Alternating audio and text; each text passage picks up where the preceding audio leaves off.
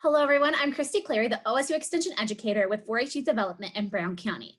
This session on virtually everything you need to know about completing a shooting sports project was originally presented as part of the Ohio Valley EERA Project Clinic, Virtual Project Clinic. Unfortunately, this session didn't record, so this is a separate recording, so there won't be any of the question answers that happened during the live workshop. To give you a little bit of my background, I am an Ohio 4-H shooting sports level 1 instructor in archery and rifle. And this past fall, I became a national 4-H shooting sports instructor in pistol. So I've got experience as an instructor. I have also judged projects in multiple counties within the shooting sports related projects.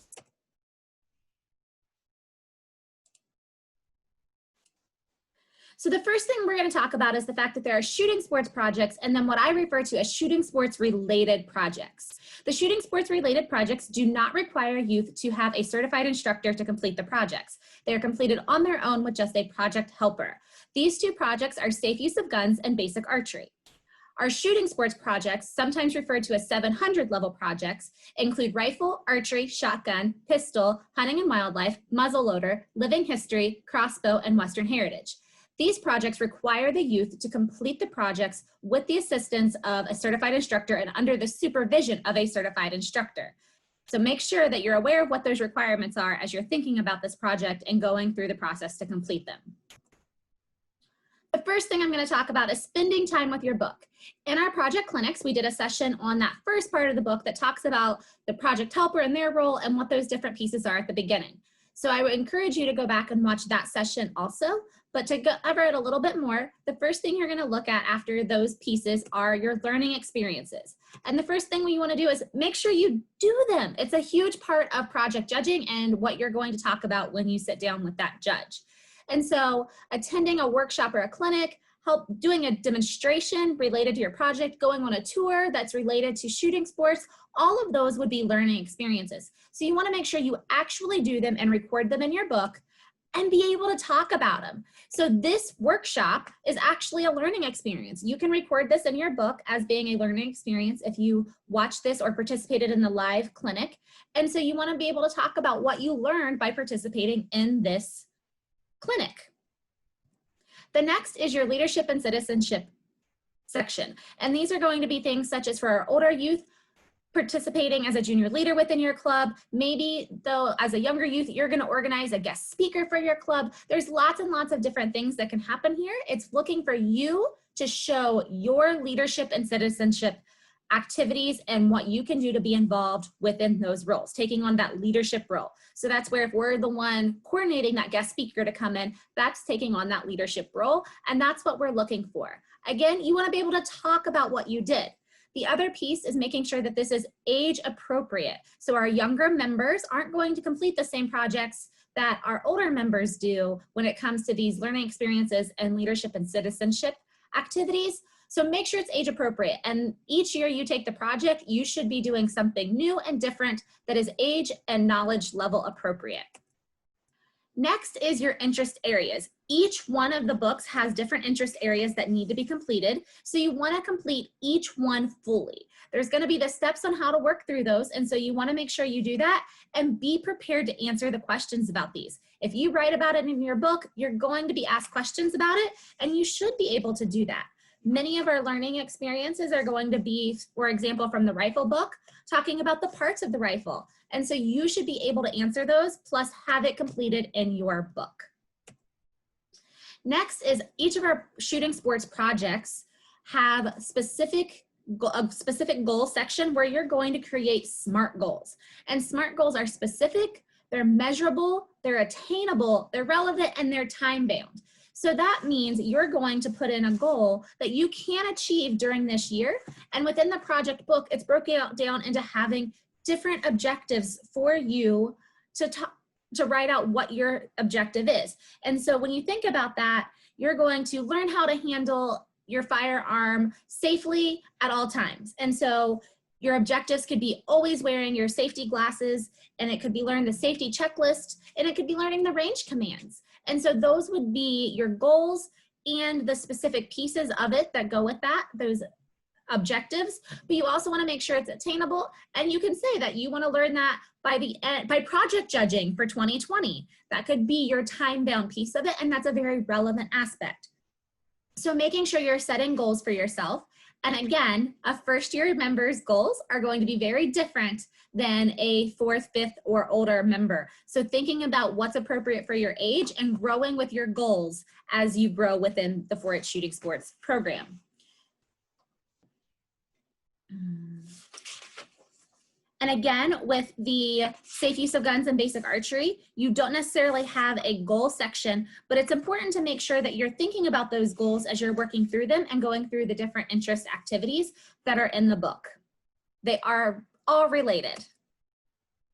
Next is when you go to project judging, and even as you're filling out your book, you really want to focus on the safety pieces. The Ohio 4-H Shooting Sports Program is first and foremost a safety program. We're here to teach you all how to safely use firearm and archery equipment. And so we want to make sure that we understand what are the rules for safe gun handling. So depending on your club or the book that you're using, you might see the acronyms MATE or MATTER.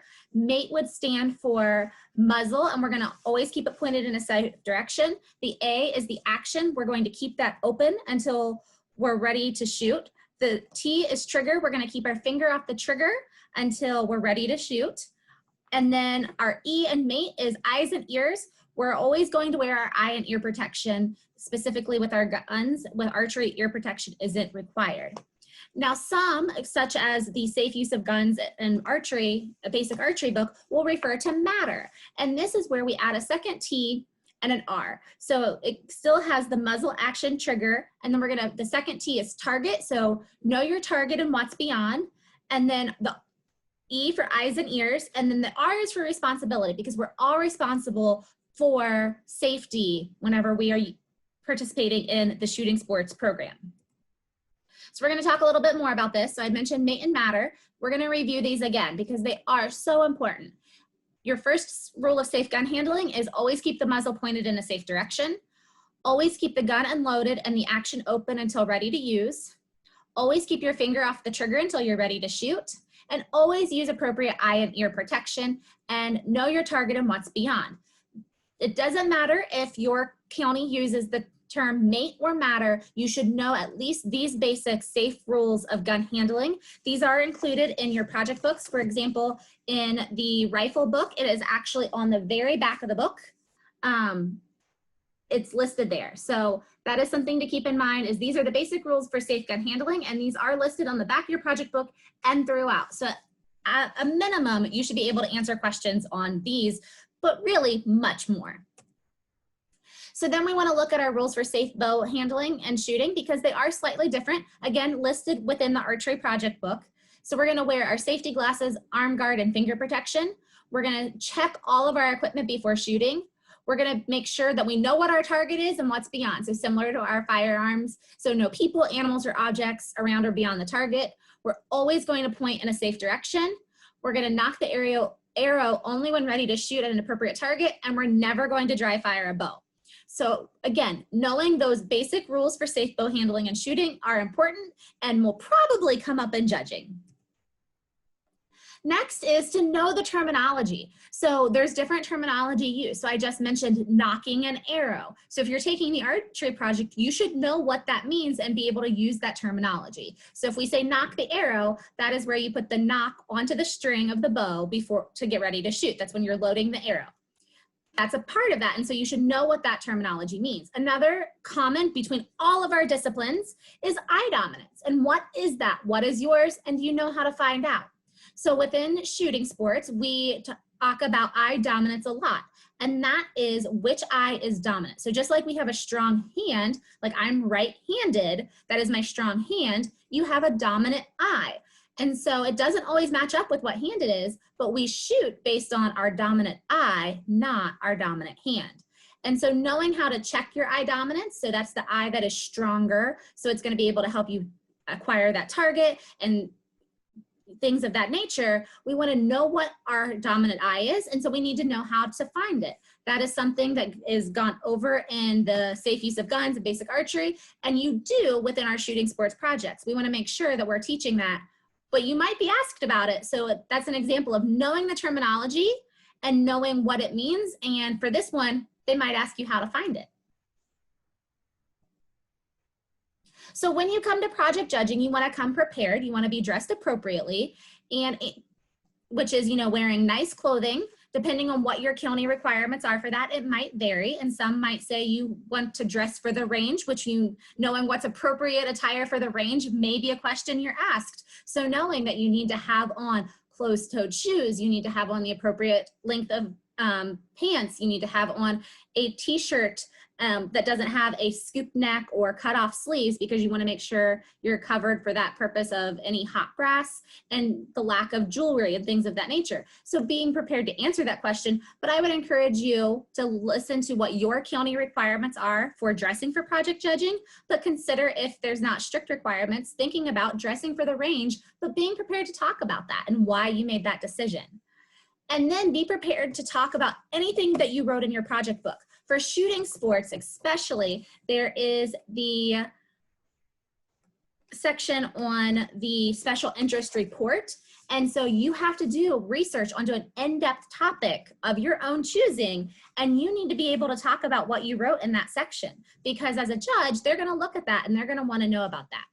The next part is being able to talk about anything that's on your display. You should know what's on your display and be able to talk about it. Did I mention safety? Make sure you know those safety rules. If I haven't stressed that enough yet, please make sure you know those. That's a huge part of the shooting sports program, because that is our primary objective, is teaching you safe gun and archery handling. Know what your SMART goals and what progress you've made on those. You maybe didn't reach your entire goal, and that's okay, but be able to talk about what your goal was and what you did, what the steps you took to achieve that goal were. Again, know that terminology. Be able to talk about eye dominance. Be able to know what the term knock means, or whatever it might be whenever we are talking about the specific discipline that we're in. And then know the range commands and set up for your range. This is going to vary depending on where you participate. And so knowing what those range commands are, those are going to be standard across the Ohio 4-H shooting sports program. And then know what the setup is for your range. Know the proper setup and what it needs to look like, and understand that and be able to talk about this. Again, depending on your age and years in the project, we're going to expect a little bit more out of our older members than our younger members, but these are some things that you should know, especially if they ask you what a specific range command means. What does that mean that you can do? So even if a first-year member may not be able to list off each and every range command, if I ask them what it means to ground your pistol, they should know what that means. And so thinking about what that terminology is and what those range commands are, knowing what they are and what action you do if somebody asks you about it. Next, so you want to bring that completed project book. The 700 level projects, those are the ones completed with an instructor, must be signed by an instructor. They're going to sign off that you've met the minimum requirements by your county to attend project judging and sign off on your project books. Next, you want to include your targets. And it's okay if you don't have a great grouping, if you include your target, because maybe that was at the beginning of the season. And so you include a target from later in the season where your grouping is better.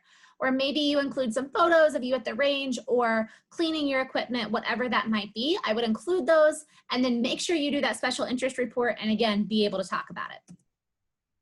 Next is most counties will require an educational display. Talk to your county about what that requirement is. In many counties, it's going to be a poster, but you want to follow your county specific guidelines. For other counties, it might be a scrapbook. So make sure you know what that is and be prepared for that. When you're putting together an educational display, if it is a poster, pick one topic. Pick one topic and then go in depth on that topic. Think about your poster as if you are teaching someone else about that topic. Make sure it's age appropriate. If you're a first-year member, if you're just versus a ninth year member, we're going to expect to see different things. So for our older members, I shouldn't see a simple poster on our basic safety rules. I want to see something more in depth. It should be age appropriate to your experience in the project. And so make sure you're doing that and make sure it pops.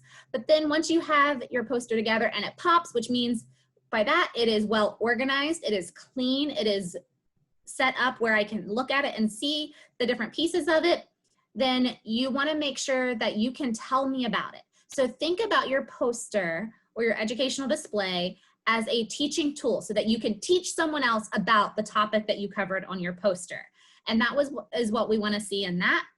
Also, make sure that you understand that you are not allowed to bring any firearms or archery equipment with you to project judging. So make sure you're not bringing any bows, arrows, ammunition, or anything like that. You can use photos, but you cannot bring those items with you to project judging. And if you're looking for more information on how to make your posters pop, there is another session that we recorded as part of the project clinic that you can watch for more ideas on that. And so hopefully within this session, you've learned virtually everything you need to know to complete a 4-H shooting sports project. I highly encourage you to talk with your county club advisors, your instructors, and your county 4-H educators or 4-H professionals if you have any questions about what is required for your county's project judging. And have a great 4-H year.